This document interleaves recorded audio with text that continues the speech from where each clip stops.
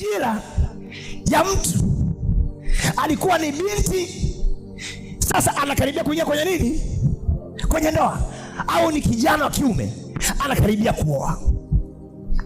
Lakini kuna majira ambayo wewe huna kazi, majira yako ya kukaribia kupata kazi yamefanyaje? Utakapokuwa umepata kazi, ukweli ni kwamba maisha yako kabla ya kazi na maisha yako baada ya kazi ni vitu viwili tofauti. Tunaelewa jamani?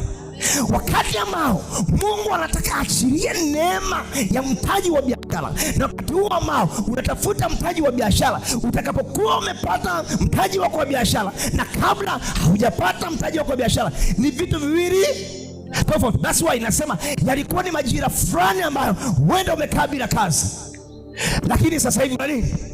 Una kazi. Yeruka, njoo tueleze kabla, utatuambia nini ambacho Mungu amefanya, alafu niambie sasa hivi ninachokifundisha kabla na baada, what you feel.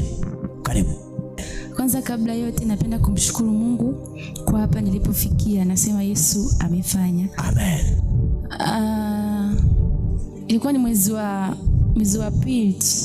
Mwezi wa pili. Mimi nilikuwa sina kazi. Bwana Yesu asifiwe. Amen. Nilikuwa mtu tu, nipo hapa, maisha yangu yalikuwa ni hapa kila siku. Ndio. Naingia natoka. Bwana Yesu asifiwe. Amen. Lakini muda wa Mungu ulipofika, ambao ndio ulikuwa wakati sahihi, yes, wewe kunifanyia hichi kitu. Ndio. Mimi sikutuma barua ya kuomba kazi. Hawakutuma barua ya kuomba kazi. Sikutuma barua, sikufanya interview. Lakini wakati ulikuwa unataka kazi. Nilikuwa nahitaji kazi. Ila hujatuma barua? Ila sikutuma barua ya kuomba kazi. Ndio. Nilikuwa nimekaa nikapigiwa simu. Ndio. Akanipigia simu rafiki, akaniambia najua hauna kazi. Kuna kazi imepatikana. Anahitajika mdada anayehusika na mambo fulani, mambo ya wanyama. Nikamwambia sawa, asante.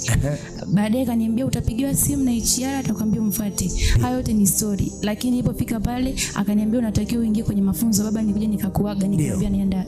Nilifanya mafunzo ndani ya wiki 2. Sikufanya interview. Nilimwambia kama ni interview sifanyi, naondoka. Mnaogopa interview, mko huko ndani?